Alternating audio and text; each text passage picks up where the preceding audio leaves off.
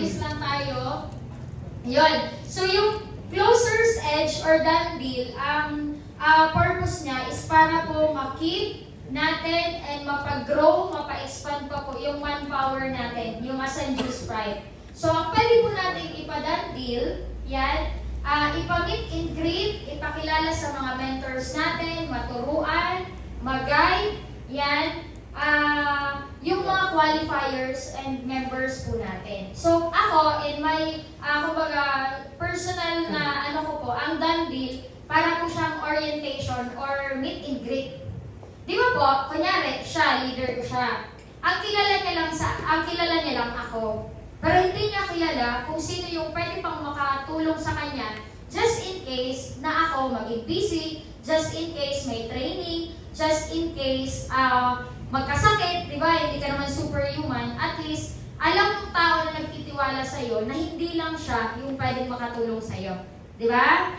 Di ba? Sabi doon, we are a community. We are a Ascensus Pride. Meron tayong mga mentors, meron tayong mga core leaders. So, dapat, yung new leaders mo, yung prospect mo, dapat makilala niya yung community magagay. Okay po? So, yung pwedeng ipadandil natin, mga leaders, new or old. Okay po? Leaders, new or old. And of course, yung mga qualifiers natin. Okay? Ano yung qualifiers? Yung nakausap na po, ha? Baka, pag dandil, ipakausap mo yung hindi pa napapresentahan. Ang dandil kasi, ang po doon, ang purpose, i-final push yung client or mas i-guide yung leaders. Mas ma-enlighten yung leaders or mas maging malinaw sa kanya yung goal niya. Okay? So, making sure bago mo po yan itawid sa final push or sa dandil, dapat na-presentahan na po. Okay? Sino na dito yung marunong mag-presenta sa kamay? Yan, sa mga hindi pa po, make it sure na aralin mo din, lalo kung may direct ka na. Di ba? Kasi habang buhay, nandyan yung coach mo, hindi habang buhay, nandyan yung upline mo para mag-present para sa'yo. At least kahit pa paano, alam mo yung negosyo na pinasok mo. Okay? So, make it sure dapat napresentahan na. Okay po? Yun. So, very understandable naman sa mga new member. Alam nga naman, pagkasali mo, agad-agad alam mo na. Kumbaga, natututunan lahat, dapat matutunan. Okay po? So, yun siya. Yun po yung pwedeng ipadandil. Okay? So, all walks of life or any background. Sa team po natin, merong mga estudyante or mga college graduate. Ako po, college graduate. Pwede mong ipakausap sa akin yung mga fresh graduates, mga estudyante, kasi makaka-relate po sila sa akin. Kung may mga estudyante po kayong clients or mga qualifiers or leaders. Okay po? Pwede namang mga working student or empleyado, pwede niyo po siyang ipakausap kay Mentor Danny, since empleyado po siya, kay Mentor Arlen, kina Mentor Team, any background naman, so long as siya yung available na mentor, kaya naman namin maging shifter. Kasi naranasan ko din magtrabaho, naranasan ko din kahit pa paano magnegosyo, naranasan ko din kahit pa paano na estudyante kasi graduate po ako. Kumbaga, lahat yan, pwede niyong ipakausap. Pero pag halimbawa, may estudyante talaga, alam mo na mas dagdag points na mapakausap mo siya sa talagang estudyante din, college graduate, nandiyan naman po si Mentor Jackie, si Mentor Juliana, kami po, mga estudyante po kami before. Okay? So, para at least, mas maganda kasi na may kilala sila na same yung background. Di ba, kumbaga, mas mabilis, mas madali na yung tao na yon na feel niya yung belongingness and nakaka-relate siya sa team. So, mas maganda na mapadandil natin siya. So, ngayon, ang i-maximize po natin. Okay? I-maximize natin. Kunyari, ganito. Paano yun, coach? Paano ko masasabi sa kanilang mapadandil or dapat ma-maximize? Kunyari, ito. Sa mga team nyo po, since baguhan pa lang kayo sa ganitong sistema, ang ginagawa po namin sa team namin, pinipili muna namin. Hindi namin agad-agad sinasabak sa dandil. Kunyari, sa team ni Arlen, ang core niya na pwede na mapakausap si Coach Jem. So, si Coach Jem, yun yung pwede niyang niyang i-gather yung ibang cross lines niya na baguhan pa lang, hindi pa naman natuturuan, siya yung magpadandil muna, temporarily. Okay po? Temporarily. Kasi hindi naman po pwede kaka-join pa lang, i-add na doon sa GC, tapos yun ay magpadandil.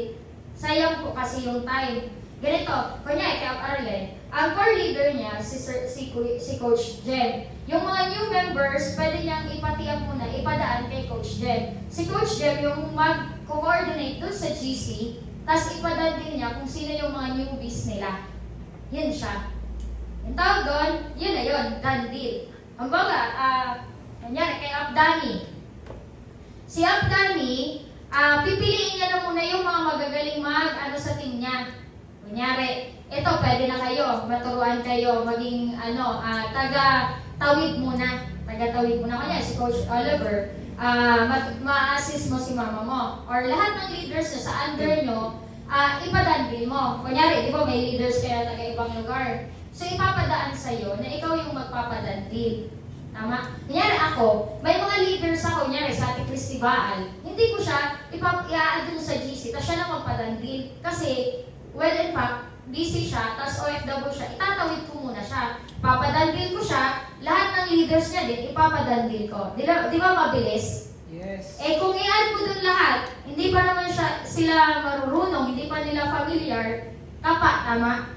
So, ibig na kaya niya itawid, sa sobrang hindi pa naman niya alam kung paano itatawid yung pagpadandil, di tuloy nakakapagpadandil. Okay? So ngayon, kailangan niyo lang po mag-step up. Let's say dito, sa Dignity Mentor Danny, di ba po may meeting kayo bukas? Pipiliin na, sino yung medyo techie? Kunya si Oliver, sa team nila ni mama niyo po.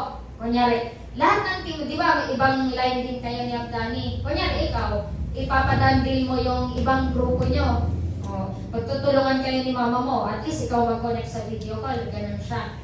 Kaya Janet, di ba marunong ka na comment up na gumawa ng group chat. At least yung lahat ng leaders mo po, sa linya mo. Meron na po. Yun, at least, ikaw yung magpapadandil nun, isa-isa. Hindi na po Tapos yung naman, i-identify lang. Ganun siya. Yun. So ngayon, paano naman? Kung kasi alam mo, Janet, nagawa niya na, nakapadandil niya na. Yung mga nakapadandil niya, nalalaman na yung sistema hanggang sa yung napadandil mo na leaders, yun na time will come, yung nagpapadandil. Okay? Ganun lang muna yung gagawin. Hindi agad yung kakasali pa lang, add mo na doon sa Jesus, magpadandil ka na. Hindi pa naman nila alam. Tama? Ganun po yung process nun. Okay po. Ngayon, ano yung process nun? Yung pagpapadandil. Meron po siyang 3 tao. Advisor, bridge, tapos customer. Ito po yung mga mentors. Yung A. Tapos ikaw to. You. Kunyari si Coach Oliver, ikaw yung magpapadandil sa mga sa linya nyo. Halimbawa, sino ba yung linya nyo na member nyo ni Tita Marlene? Si Ma'am Sally. Kunyari lang. Yun, kumbaga, baka ni Ma'am Sally, empleyado siya. Diba?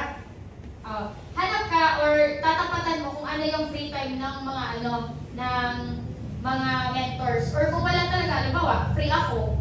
So wala naman tayong choice at alam naman antayin mo pa yung free time nung halimbawa, free na ngayon si Tita Sally, 3 p.m. tapos ako yung mentor. Hindi na ako pwedeng mag-adjust pa, tapos antayin yung ibang na para antayin mo na yun pa yung ipadandil mo. Kumbaga, baka mag-conflict sa free time niya. Kung sino yung meron na mentor, paano mo siya matitiyak ng sabihin mo ganito. Kunyari, si Tita Sally ang ipadandil mo. Si Tita Sally, ang background niya, di ba, empleyado, senior citizen. Tapos ako, kunyari, ako yung mentor na assign. Ako yung free, hindi pa naman free yung ibang mentors. Paano mo ako ititiyap sa kanya? Hello, tita. Meron kasi kaming event right now, which is, ang ganda nito, tita, kasi di ba kilala mo ako yung nag-guide sa'yo, ako yung nag-assist sa'yo. Pero right now, tita, dito sa team natin, sa St. Jude's Pride, hindi lang kami, hindi lang ako yung makikilala mo, meron pa akong ipapakilala sa iyo na isa po sa pwede din mag-guide at tumulong sa atin. Alam mo po ba, tita, di ba, 60 years old ka na. Di ba, may mga hindi ka na kayang gawin dito sa negosyo natin. Alam mo po ba, may ipapakilala ako sa iyo. Yan, ito tita, batang-bata. Okay? Pero ang dami din po niya, tita, ang hinahanda na kasing edad mo.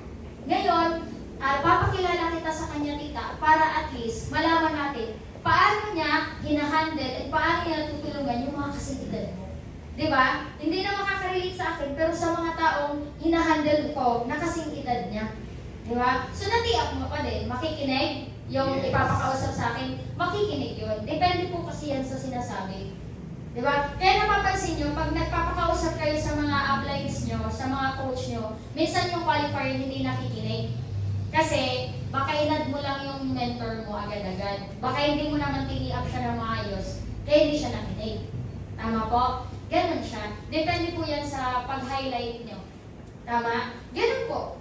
Okay, nakuha na yung logic, nakuha na yung purpose. Ang purpose kasi nito, para yung tao na yan, darating kasi sa point na mananawa yan sa'yo. Ngayon, dapat marami yan kakilala dito sa community natin para nagaganahan siya and marami siyang nilook forward na mag-fuel up sa kanya. Kasi pag yan, nasawa sa ugali mo, kapag yan, napuno sa'yo, lobat na yan agad. Yun yung purpose ng ano natin. Tapos, paano kung, di ba ba, prospect nila Tita Sally? Halimbawa, prospect ni Tita Sally, pinatiyak mo, ikaw pa din nasa upline. Si Oliver. Opo. Siya na Tapos, sa GC. opo. Yun. Igagather nyo. So, sino yung kasama si Lidjo Col? Yung panibago na. Hindi, sino yung kasama na? Yung prospect, si Sally o si ano? Yung panibago na. Or kung gusto nyo, pwede naman apat kayo sa video call. Si Ma'am Sally, sabihin mo na mag-observe kung paano niya ginagawa. Hanggang sa malaman ni Tita Sally yung ginagawa, hanggang sa time will come, siya na din yung gumawa nun. Ganun po siya. Okay? So yung gagawa ng GC, si Oliver. Opo. Yun. Parang si Tita Sally, siya na muna yung magsha-channel up. Ano yung background nitong kausap? Ano ba yung ano? I-enlighten lang si Coach Oliver para maitawid pa din sa mentors. Okay po ba? Nakukuha? Ganun po siya. Kunyari, ito si McCoy. Si McCoy yung member pa lang. Di ba? Kumbaga, hindi mo pa ito alam. Ngayon, kung may mga gusto kang ipakausap, itatawid mo kay Coach Jansil or kay Coach JR mo. Tama? Ganun siya. Okay? Hanggang sa mapati-up yan. Hanggang sa matawid yan. Channel muna. Hanggang sa mag-observe ka doon. Kunyari, that time, si Coach JR mo, may ginawa. Channel ka kay Coach Jansil mo. Ngayon, qualifiers mo yon. Mag-o-observe ka. Gagawa na ng GC si Coach Jansil. I-add mo yung prospect mo. Ngayon, i-add na ni Coach Jansil yung mentor. Pag na-add na ni Coach Jansil yung mentor, mag-off cam na si Coach Jansil ng cam niya, pwedeng ikaw na lang magbantay dun habang nagsasalita yung mentor. Ganun siya. I-channel lang kayo. Okay? Kunyari, si Ken, may qualifier siya, may pasok ka, pwede mo i-channel kay Coach Shena mo. Tama? At least na channel, may effort pa din na ginagawa. Okay? May effort pa rin. Kunyari, kaya Tita Sally, nagpatiyab si Tita Sally ng leaders niya, at si Tita Sally nandun sa GC, yon, andun pa din siya, kahit mag-off-cam ka lang, pero at least naitawid pa din. Tama? Kasi, ang purpose nito, tulungan. Hindi po lahat techie. Kahit sabihin natin video call yan, hindi po lahat kumbaga, i-assist po talaga. Ganun talaga. Ganun talaga pagka, ang ko naman, pag nag-handle ako ng mga manpower, yung mga tagalos, lalo ng mga OFW, talagang tsatsagaan mo. Pero the moment kasi na ma-feel nila na talagang hands-on ka sa kanila, doon nila i-all out. Tama? Yung mga leaders ko po kasi kahit, kahit video call, hindi sila marunong. May mga hindi marunong ng copy and paste. Pero pag nasa feel mo sa kanila, na kahit konting bagay yan, dalawa kasi, pwede mong pagtawanan o pwede mong turuan na lang. Pero pag naka-feel nila na turuan or hands-on ka, na maturuan sila, doon sila nag-all out. Baka kasi tinatry ka lang. Di ba? Ganun muna yung gagawin natin. Okay po ba yun? Yes. Yun. So, ganito, paano siya gagawin? Nakagawa ka na ng group chat na pinpoint mo na. So si Mentor Danny naman yung mag-aano sa inyo. Mentor Danny, Mentor Arlen, di ba closer po tayo? Pero may mga team tayo sa ilalim. So yun man din yung pwedeng i-pinpoint mo na kung sino yung magpapadandil. Oh. Sa linya ni Janet, si Janet, okay naman naman. Kaya mo na gumawa ng group chat. Oh.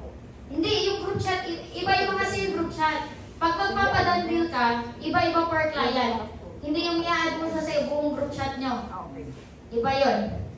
Di ba? Yung dandil po, one qualifier or one leader per call.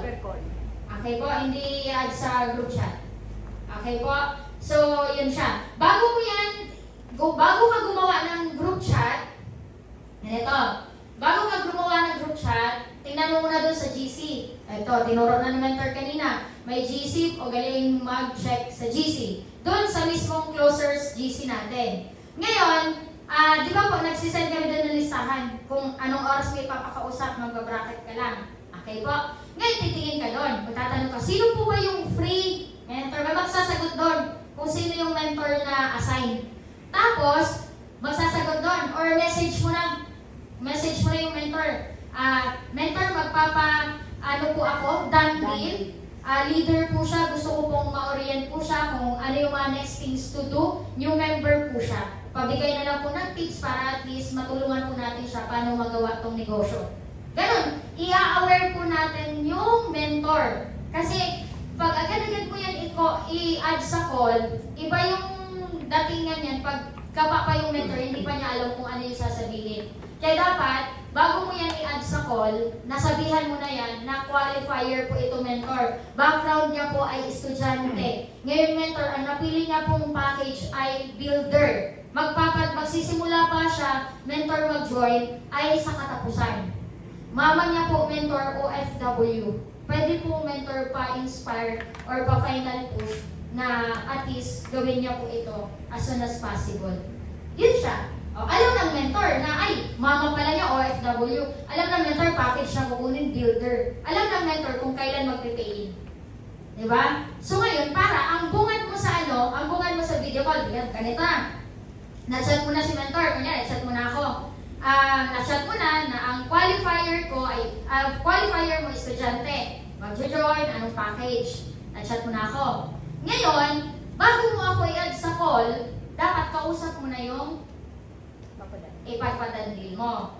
Bago mo ako i-add, i-tee up mo muna ako. Okay? Alam mo, Harvey, itong ipapakilala ko sa'yo, estudyante din to, college graduate, and alam mo ba, because sa community natin, natutulungan niya na yung family niya, and because of this community, kumikita na siya ng malaki. So, bakit ko siya ipapakilala sa'yo? Para at least, malaman mo kung sino-sino pa yung pwede makatulong sa'yo dito sa community namin. Kasi kung siya, estudyante, yan, kumita, naging successful dito sa community natin, for sure ikaw din. Diba? Kaya makinig muna tayo, at least 5 minutes to 10 minutes lang. Kasi ito, masyado tong busy na mentor natin. Marami tong hinahandle sa iba't ibang bansa. Kaya mas maganda, makinig muna tayo. Okay? Yun na muna yung mo. Add ko na dito si mentor ha. I-add ko na dito. Okay ka lang ba? Mamaya, pag tinanong ka ni mentor, mag-unmute ka. Okay? Magsabi man yan. Saka mo na i-add. Check ko na si mentor, for sure. Free siya. Pag na-add mo na, iba yung dating yan. Formal yan. Napansin nyo? Formal yan kasi alam mo na yung taong ipapakilala mo sa kanya, talagang natiyak mo ng maayos. Attentive yan. Okay? Tapos, pagka napasok na, ikaw yung mediator, ikaw yung bridge. Sabihin mo, good afternoon, mentor. Yan, so, mentor, ito po pala si Mark. Isa po sa mga estudyante na willing din po matulungan ng community natin. So, mentor, paano po natin siya matutulungan? Take it away po. So, ikaw, hindi ka na magsasalita, mag-mute ka na. Okay? Mag-mute ka na. Tapos si mentor na yung magsasalita. Ngayon, since nandun ka sa video call, tatlo kayo, courtesy po ito bawal ka po mag-off cam. Okay? Bawal ka mag-off cam. Kung si mentor nagpo-push or kumbaga kinakausap niya yung magtango-tango ka, mag-agree ka, mag-smile ka. Hindi naman yung ganito. Ha? Wag yan. Kumbaga, huwag ka mag-off cam kasi courtesy yun dun sa kausap niyo. Okay? Mag-mute ka lang. Kasi nagsasalita yung mentor mo, baka maingay sa paligid mo, at least hindi maka-istorbo sa usapan. Okay po ba yan? So may mga preparations na gagawin para at least maging effective and maging, kumbaga, maging effective yung video call or masabi mo talagang powerful yung pagpadandil. Ang pagpapadandil po, hindi po basta-basta. Okay? Sabi dito, make some effort, always put excellence sa lahat ng ginagawa mo. Hindi naman po pwedeng perfect, kasi wala naman perfect, pero at least, alam mo yung hindi basta. Tama? Pag nagpa-video call ka or nagpadandil ka, at least kahit pa paano, maayos po. Punasan mo yung camera, nakasuot ka na maayos din na damit. Kasi we envision na matulungan yung tao, pero makasuot mo, makasando ka, hindi naman po pwede yun. Tama? At least kahit pa paano nakaganito. Diba? Yan. So at least sa video call, di naman yan makikita po. Diba? Lalo mo buong katawan mo. So at least pag magpadandil po ha, nakaayos din. Okay po? Bago i-add yung client and para at least powerful yung maging bagsakan doon. Okay po? Yes. Yun. Tapos mag-abiso. Mag-abiso kasi may sunod-sunod doon. Okay? Sunod-sunod doon. May nauna sa'yo. Tapos halimbawa, may mga instances na mag-wait kayo. So pa din yung mentor, may kausap pa. Dapat alam mo din paano laruin yung kausap mo. Hindi yung nag-antay na yung qualifier mo, dinagdagan mo pa yung init ng ulo ng qualifier mo. Kasi di ba may mga instances, dati kasi nung mga nagdadandil kami, talagang mahaba yung waiting time. Kasi ang dami nagpapakausap. Tama? Ang dami. Darating tayo sa ganon. And mangyayari yun. Ganito yung pwedeng gawin mo. Alam mo ba? Kasi dito kasi sa team natin, ang dami natin. Kaya yung mga mentors natin talagang, ang daming kinakausap. So imagine mo itong mga ipapakausap ko sa'yo, talagang 5 minutes lang yung binibigay. Pero nakakatuwa kasi imagine mo sa sobrang dami and laki ng team natin, talagang binibigyan pa tayo ng time ng mga mentors natin. Hindi yung sasabihin mo, grabe naman ito si mentor, tagal naman natin answer yung call natin. Grabe, nauna pa ako kanina. Wait lang ha! Tapos nagkikreate ka ng scenario sa tao na ipapakausap mo na, ganito pala dito. Wag na lang ako sumali.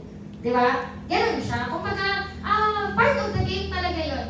Part of the game na mag-aantayan, part of the game na may mga kala mo ikaw na yung susunod pero may nauna pa palang mag-chat sa'yo sa mentor. Parang ganun. Kumbaga, ikaw na ang bahala na i-handle mo ng maayos yung ipapakausap mo. Tama? Pwede panood yung video baga? Opo, yun. Pwede halimbawa, nasa waiting